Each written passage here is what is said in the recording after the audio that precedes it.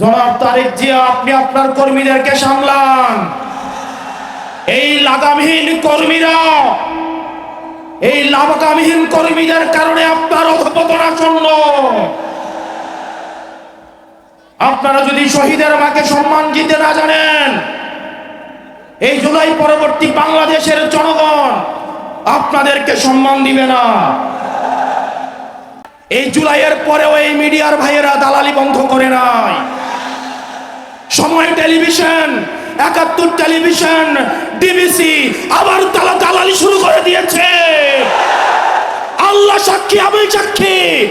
আমি দেখেছি এজেন্সি যে রিপোর্ট লিখে দেয়, ডিবিসি ৭১, সময় টিভি, সেই রিপোর্ট তারা পাবলিশ করে। এই ডিবিসি ৭১ এবং সময় টেলিভিশন হাত বদল হয়েছে, কিন্তু চরিত্রের বদল হয় নাই। ও ইনকিলাব, ইনকিলাব, ইনকিলাব, ইনকিলাব, আপোষ না সংগ্রাম, দালালি না রাজপথ, দালালি না রাজপথ। আজকে যখন আমরা এই জায়গায় এসে দাঁড়িয়েছি, সহস্রাধিক শহীদের রক্ত ভেজা গালিচা মারিয়ে তিনি লন্ডন টু ঢাকার ব্যাক ফ্লাইট ধরলেন। সহস্রাধিক শহীদের রক্ত দিয়ে বেগম খালেদা জিয়াকে জেল থেকে বের করে নিয়ে আসা হলো। আজকে আমরা দেখতে পাচ্ছি এই শহীদের মাকে নিয়ে সম্ভ্রমহানি করা হচ্ছে। জনাব তারেক জিয়া, আপনি আপনার কর্মীদেরকে সামলান। এই লাগামহীন কর্মীদের কারণে আপনার অধঃপতন আসন্ন। আপনারা যদি শহীদের মাকে সম্মান দিতে না জানেন, এই জুলাই পরবর্তী বাংলাদেশের জনগণ আপনাদেরকে সম্মান দিবে না। প্রিয় লোকসামবাসী, খুব কম কথায় কয়েকটা কাজ আপনাদেরকে দিয়ে যাব। এখানে প্রশাসনের ভাইয়েরা উপস্থিত আছেন, পুলিশের ভাইয়েরা আপনারা উপস্থিত আছেন। আপনাদের দায়বদ্ধতা জনগণের কাছে, আপনাদের দায়বদ্ধতা গুলশানের কাছে নয়, আপনাদের দায়বদ্ধতা ধানমন্ডির কাছে নয়। অত্যন্ত পরিতাপের বিষয়, আজকে পুলিশ সদস্যরা এখানে যারা আছেন, আইন শৃঙ্খলা বাহিনী আপনারা যেখানে আছেন, অতীতে আপনাদেরকে ব্যবহার করে আপনাদের ঊর্ধ্বতন কর্মকর্তারা তাদের পদ পদবি বাড়িয়ে নিয়েছিল, আপনাদেরকে ব্যবহার করেছে। আল্লাহর দোহাই লাগে, উপরে আল্লাহ, নিচে জমিন, নিজেকে আর ব্যবহারিত দিয়েন না।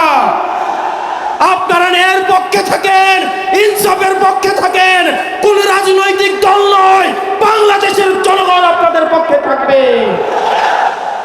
12 তারিখ নির্বাচনে প্রশাসনের ভাইয়েরা আপনাদের কাছে উদাত্ত আহ্বান জানাবো, আপনাদের কোন দলের গোলামি করার দরকার নাই। প্রশাসনের ভাইয়েরা, আপনারা জামাতে ইসলামেরও নন, আপনারা বিএনপিরও নন, আপনারা এনসিপির নন। আপনাদের জবাবদিহিতা বাংলাদেশের জনগণের কাছে।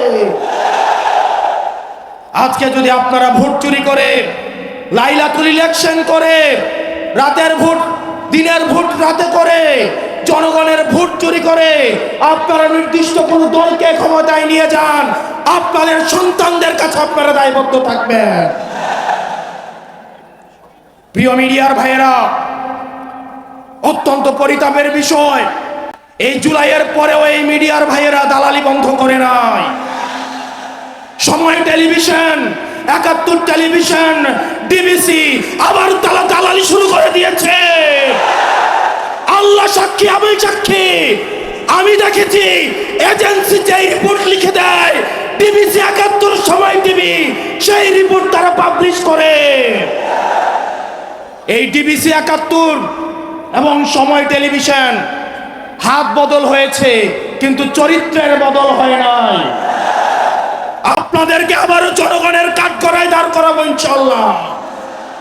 এই মিডিয়া শুধু প্রশ্ন, দুনিয়ার যত প্রশ্ন, দুনিয়ার যত সমস্যা, আমাদের ইনকাম কি, আমাদের চলাফেরা কোন জায়গা থেকে আসে, আমাদের শার্ট কোন জায়গা থেকে কিনি, রাজনৈতিক কর্মসূচি কিভাবে হয়, দুনিয়ার সকল প্রশ্ন আমাদের জন্য। অন্যদিকে সকল প্রশংসা এবং সকল মুগ্ধতা একটা রাজনৈতিক দলের জন্য। এর পরবর্তী বিপ্লব হবে এই মিডিয়া এবং প্রশাসনের বিরুদ্ধে বিপ্লব। বক্তব্য দীর্ঘায়িত করছি না। মিডিয়া এবং প্রশাসন বাংলাদেশকে সুখী সমৃদ্ধ এবং উন্নতি করতে হলে আপনাদের প্রয়োজন রয়েছে। আমরা আপনাদের শত্রু না, আমরা চাই আপনাদের দায়বদ্ধতা, আপনাদের জবাবদিহিতা হচ্ছে জনগণের মুখী। আপনারা কোনো দলমুখী না হয়ে আপনারা জনগণমুখী হন, জনগণ আপনাদের নিরাপত্তা দিবে ইনশাআল্লাহ। ও ইনকিলাব ইনকিলাব ইনকিলাব ইনকিলাব, আপোষ না সংগ্রাম, দালালি না রাজপথ, দালালি না রাজপথ। সর্বশেষ, যিনি স্বপ্ন দেখছেন একজন প্রধানমন্ত্রী হবেন, উনি যখন একজন তৃতীয় শ্রেণীর আলাপ আলোচনা মঞ্চে উঠে দাঁড়িয়ে করেন, সেগুলো আমাদেরকে তাড়িত করে। জনাব তারেক জিয়া, আপনি যেভাবে গুপ্ত গুপ্ত বলে আপনার নিজের নেতা কর্মীদেরকে হত্যা করছেন, গত 17 বছর কিভাবে ফ্রিল্যান্সিং এর মাধ্যমে দল পরিচালনা করেছেন, সেটা একবার নিজেকে প্রশ্ন করে দেখেন। আসসালামু আলাইকুম ওয়া রাহমাতুল্লাহি ওয়া বারাকাতুহু।